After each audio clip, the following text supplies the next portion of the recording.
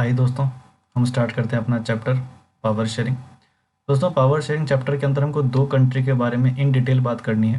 पहला टॉपिक है बेल्जियम का, और दोस्तों सेकेंड कंट्री हमारे पास श्रीलंका की। आज दोस्तों हमारे पास इन दोनों कंट्री का सिर्फ एथनिक कॉम्पोजिशन ही डिस्कस हो पाएगा।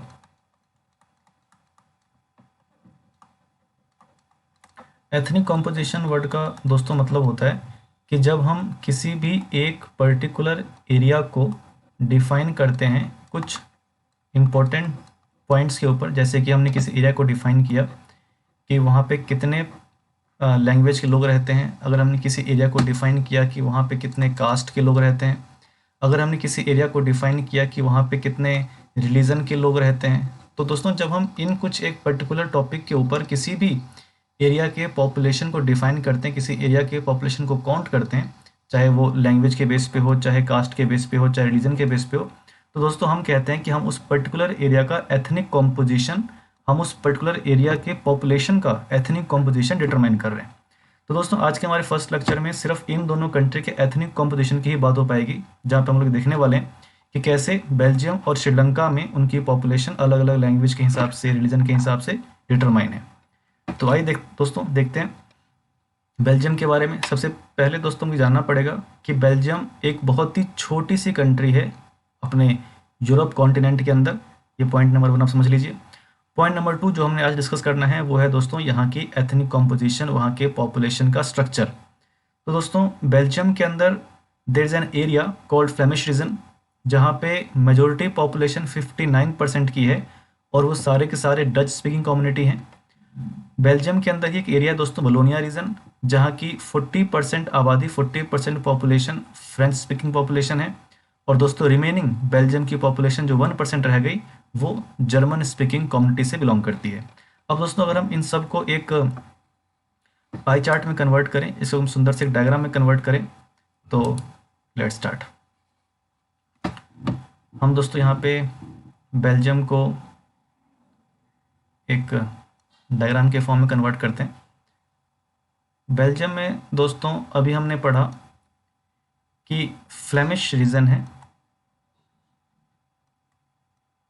Flemish region constitute 59% of total population, जहाँ की दोस्तों लैंग्वेज है डच। उसके बाद दोस्तों हमने पढ़ा कि पूरे के पूरे बेल्जियम के अंदर वलोनिया एक रीजन है, वलोनिया, जहाँ पे इन टोटल 40% पॉपुलेशन रहती है, और दोस्तों इनकी लैंग्वेज है फ्रेंच। और दोस्तों रिमेनिंग बेल्जियम में 1% पॉपुलेशन ऐसी है जो जर्मन लैंग्वेज में बिलीव करती है, जर्मन लैंग्वेज कहती है। तो दोस्तों अगर मैं बेल्जियम को एक पर्टिकुलर टॉपिक पे डिटरमाइन करूं, पर्टिकुलर टॉपिक का मतलब दोस्तों कि बेल्जियम के अंदर इन टोटल मेजॉरिटी में कौन सी पॉपुलेशन है, और बेल्जियम के अंदर माइनॉरिटी में कौन सी पॉपुलेशन है। तो आप सब लोग डायग्राम के हेल्प से बता सकते हैं मेरे को कि बेल्जियम के अंदर मेजॉरिटी पॉपुलेशन है दोस्तों डच स्पीकिंग कम्युनिटी, जो कि कॉन्स्टिट्यूट करती है 59% ऑफ टोटल पॉपुलेशन, और दोस्तों माइनॉरिटी में है फ्रेंच स्पीकिंग कम्युनिटी, जो कि कॉन्स्टिट्यूट करती है आपका 40% ऑफ टोटल पॉपुलेशन। तो दोस्तों बेल्जियम के अंदर as a country 40% population minority French speaking है, और Dutch speaking community 59% majority community है दोस्तों। अब अगर हम इसके कैपिटल सिटी ब्रुसल्स की बात करें, तो देखिए ब्रुसल्स के अंदर जस्ट अपोजिट है, फ्रेंच स्पीकिंग कम्युनिटी 80% है, और जो बाद बाकी रेस्ट जो बच गए, तो वैसी बात है रेस्ट हुए 20% पॉपुलेशन, ये 20% पॉपुलेशन डच स्पीकिंग है। मतलब क्या हुआ दोस्तों, यानी कि अगर ये इनका कैपिटल सिटी ब्रुसल्स है, तो दोस्तों ब्रुसल्स के 80% पॉपुलेशन फ्रेंच स्पीकिंग है, और दोस्तों जो 20% पॉपुलेशन रह गया ये पॉपुलेशन डच स्पीकिंग है। यानी कि दोस्तों अगर हम इसको एक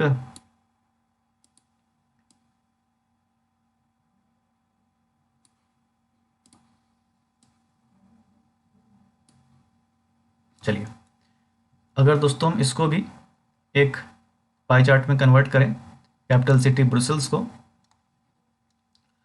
तो दोस्तों ब्रुसेल्स में आप मुझे बताइए कि इस कैपिटल सिटी ब्रुसेल्स के अंदर मेजॉरिटी में कौन सी कम्युनिटी है और माइनॉरिटी में कौन सी कम्युनिटी आपको दिख रही है। दोस्तों इस डाटा को रिलेट कीजिए। कैपिटल सिटी ब्रुसेल्स के अंदर 80% पॉपुलेशन दोस्तों ऐसी है जो फ्रेंच स्पीकिंग है। फ्रेंच स्पीकिंग कम्युनिटी आपको यहाँ पे 80% दिख रही है। और दोस्तों माइनॉरिटी में डच स्पीकिंग कम्युनिटी है जो कि कॉन्स्टिट्यूट करती है 20% ऑफ टोटल पॉपुलेशन। तो ये दोस्तों डाटा हो गया हमारे बेल्जियम का। एक बार इसको ढंग से एनालाइज कर लेते हैं जी। अगर हम ओवरऑल बेल्जियम कंट्री की बात करें तो 59% पॉपुलेशन बेल्जियम की फ्लेमिश रीजन में रहती है, इनका लैंग्वेज है डच। 40% पॉपुलेशन दोस्तों वलोनिया रीजन में रहती है, इनकी लैंग्वेज है फ्रेंच। और दोस्तों जो रिमेनिंग पॉपुलेशन है बेल्जियम का 1% वो बोलती है जर्मन लैंग्वेज। अब दोस्तों अगर हम इसके कैपिटल सिटी ब्रुसेल्स की बात करें तो ब्रुसेल्स के अंदर दोस्तों 80% जो पॉपुलेशन है वो फ्रेंच कम्युनिटी से बिलोंग करती है और 20% जो पॉपुलेशन है दोस्तों वो डच लैंग्वेज से बिलोंग करती है। इनको मैंने दोस्तों यहाँ पे एक सिंपल से लैंग्वेज में कन्वर्ट किया कि इन टोटल बेल्जियम के अंदर 59% मेजॉरिटी कम्युनिटी डच स्पीकिंग है और बेल्जियम के अंदर in total 40% population minority French community है। उसके हम कैपिटल सिटी ब्रुसेल्स की बात करें दोस्तों तो ब्रुसेल्स के अंदर 80% पॉपुलेशन जो मेजॉरिटी में है वो फ्रेंच स्पीकिंग है और 20% पॉपुलेशन दोस्तों डच स्पीकिंग कम्युनिटी से बिलोंग करती है जो कि यहाँ माइनॉरिटी में है। तो ये दोस्तों हमने यहाँ पढ़ा अपने दो कंट्री में से एक कंट्री के बारे में जो कि बेल्जियम है। अब दोस्तों इसके आगे हमने आज जो टॉपिक कवर करना है वो है श्रीलंका के बारे में कि श्रीलंका का एथनिक कॉम्पोजिशन क्या है। तो आइए दोस्तों देखते हैं। श्रीलंका के अंदर दोस्तों टोटल पॉपुलेशन का 74% पॉपुलेशन वो सिंगला स्पीकिंग कम्युनिटी से बिलोंग करता है और दोस्तों 18% पॉपुलेशन ये तमिल स्पीकिंग कम्युनिटी से बिलोंग करता है। उसके बाद क्या है दोस्तों कि तमिल्स के अंदर भी फिर सब ग्रुप्स हैं। 13% जो पॉपुलेशन है तमिल्स की वो श्रीलंकन तमिल्स हैं और रेस्ट यानी कि 5% ये दोस्तों इंडियन तमिल्स हैं। अगर दोस्तों हम इसको भी यहाँ पे कन्वर्ट करें एक सिंपल से डाटा के अंदर श्रीलंका के एथनिक कॉम्पोजिशन को जानने के लिए, तो दोस्तों ध्यान से देखिएगा 74%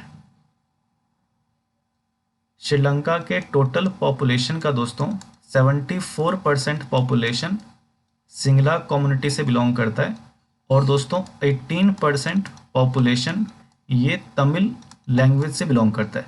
इसके अंदर भी दोस्तों हमारे पास बाइफर्केशन था कि 18% में से जो 13% कम्युनिटी है आउट ऑफ दिस 18% हम इसको दो ग्रुप में डिवाइड कर सकते हैं। ये जो 13% पॉपुलेशन है दोस्तों ये श्रीलंकन तमिल्स की है